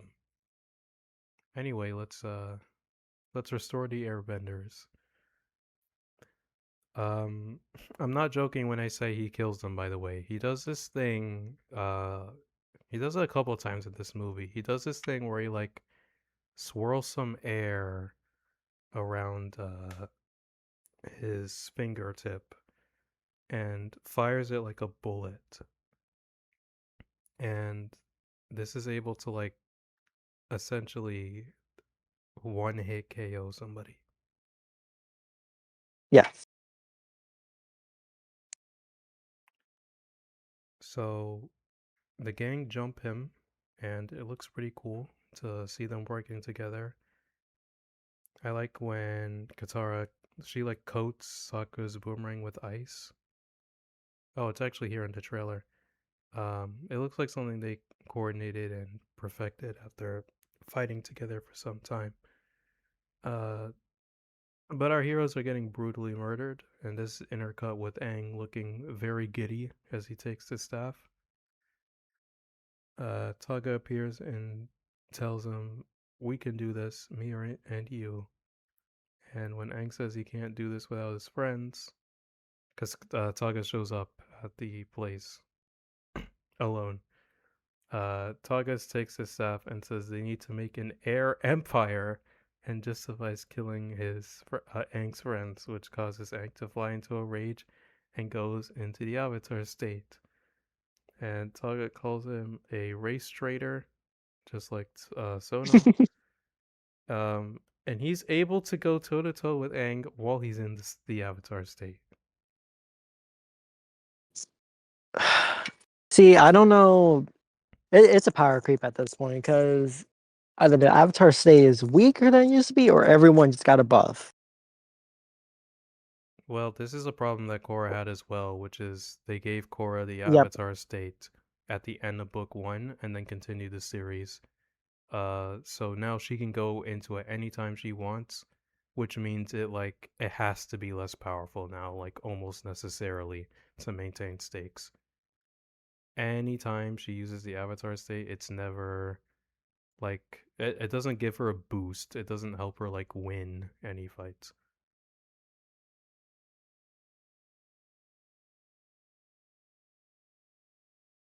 And at that point, it's sort of like, what's the point of it? Yeah, it feels like a wet paper towel. uh which is a shame because the Avatar state is like it's pretty damn like scary in the original show, especially when Aang doesn't have control over it. But also when he does, like when he's chasing around Ozai, like Ozai is terrified,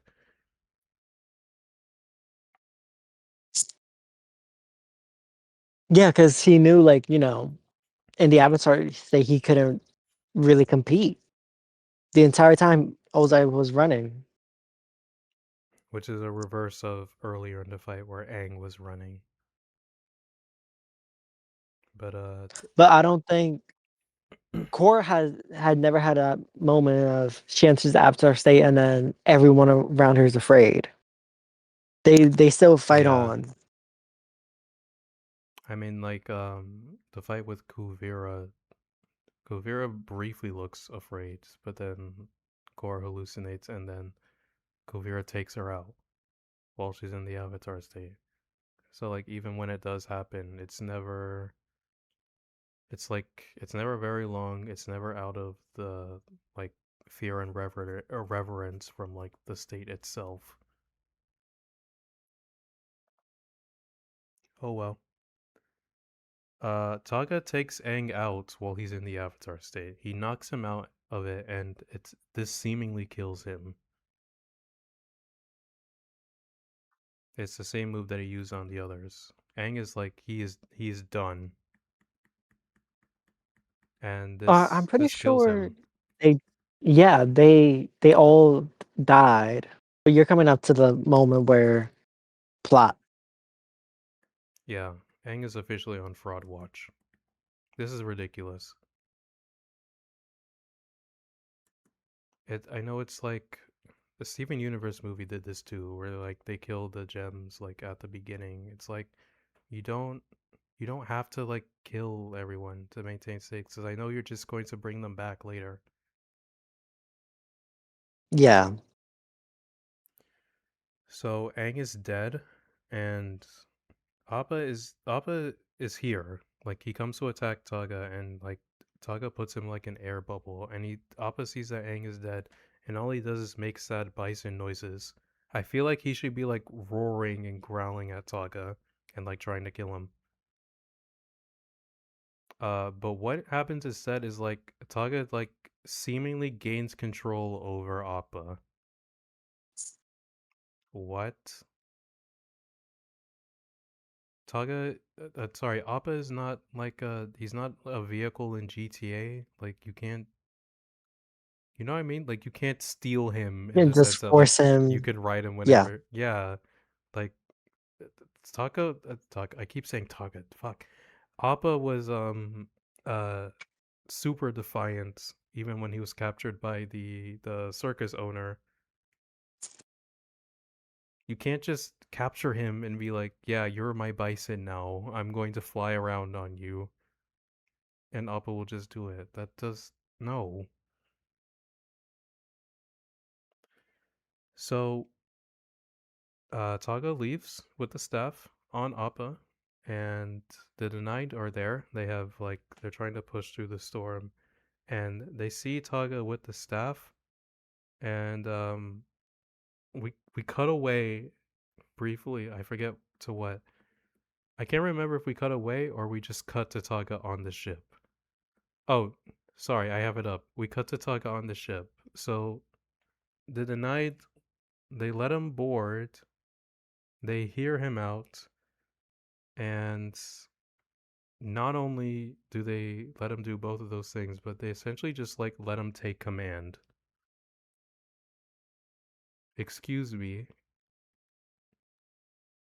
I know the movie wants to like consolidate the two like main villains, but these two should want nothing to do with each other. First of all, Taga tried to kill them on the Denied's end, and on Taga's end, who the hell are the Denied to him that would make him want to recruit them? What is going I want to on? say, for like benefit of the doubt, I want to say that for the denied, like, oh, he's going to give us what we want. I guess we could, follow him. And as for Taga, I feel like he just needed numbers, people, so that way he could go attack the other nations. And they just happen to want the same thing. I think I can I can accept the explanation on Taga's end, but they denied what they specifically wanted is the staff. I don't know that they'd be okay with like someone coming in and being like, "Hey, the Avatar is dead. I have the staff. You're gonna do what I say now in exchange for the power." You know, there's like there's no negotiation process because we don't know if what he wants and what they want, or sorry, they don't know if what he wants and what they want are in alignment. But That's true. the Denied are just evil team of henchmen for him basically. That's their function like in the story. So the movie doesn't really care what they want. Uh so that's cool. And this is where we we hit the big second act low points where Aang is sorry, where is he? Is he in the spirit world? Eh, I I guess, have no or maybe clue somewhere like in between, because because this apparently is where he meets the Avatar, the other Sonam. one, Sodom. Yes, Yeah. Um, I I got no clue. He's in purgatory or whatever. He says it's all his fault. Even when he ran away, which is another line that's like, okay, guys, I get it. So Sonam comes and comforts him and says, you know, what did you do? And he's like, hey, you gave that monster airbending. And this is where we learned that Taga was actually a good min. The airbenders were spreading peace, and Taga was her most like you know, devout pupil, and she gave him airbending. But they went to war with the earthbenders, and the earthbenders killed a bunch of the airbenders, and so Taga became punished. got Taga, PTSD. yeah, and was like, all right, fuck it, I'm about to close your account. We need to start killing everybody who is in Air Nation, and Sonam was like, no. And so Taga stole the staff and turned into a like freakish looking goober creature that was apparently too powerful to kill, so she hid him in the mountain and then died. And hid Jirana in the spirit world. I don't think this movie realizes that just because it's in the spirit world doesn't mean it can't be accessed, because people have entered the spirit world. But I guess the important thing is that she locked away the staff so that only the avatar could unlock it. And that is the end of the second act. But unfortunately, Mr. I Steven has to. don't. Oh, sorry. I was gonna say I don't truly understand why she had to get rid of the city. I can understand, getting rid of the staff, or I don't know, returning it to the lion turtles or something. But Oh, why did she yeah. have to just control delete everything? Um, I forgot to mention this. She says that she sent the airbenders to the mountains, implying that this is how the air temple started. Apparently, they were all in this Mm, city, and this city creates problems for the rest of the franchise, so we had to get rid of it, and that's why they did. That's why she had to delete it. I agree with you. There's no like story reason why it had to go. um, what you want to get rid of is Taga and the staff. You don't need to get rid of this Airbender utopia. That's the greatest city in the world. Why would you do that?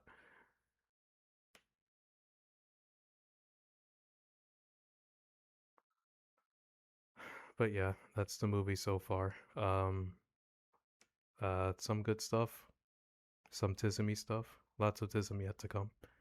But unfortunately, we're gonna have to cut it off here. This is gonna have to be another two-parter because Mr. Steven has to go. I do, unfortunately.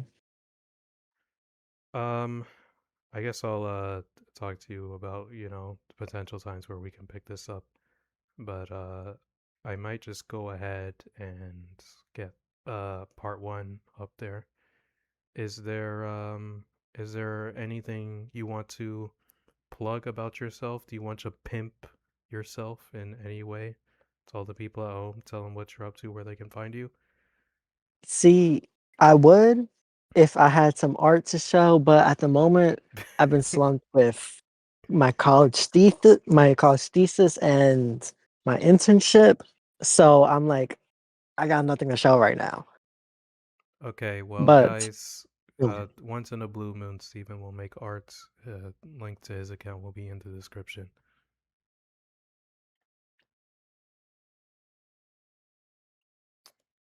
All right. I guess we will see you guys next time.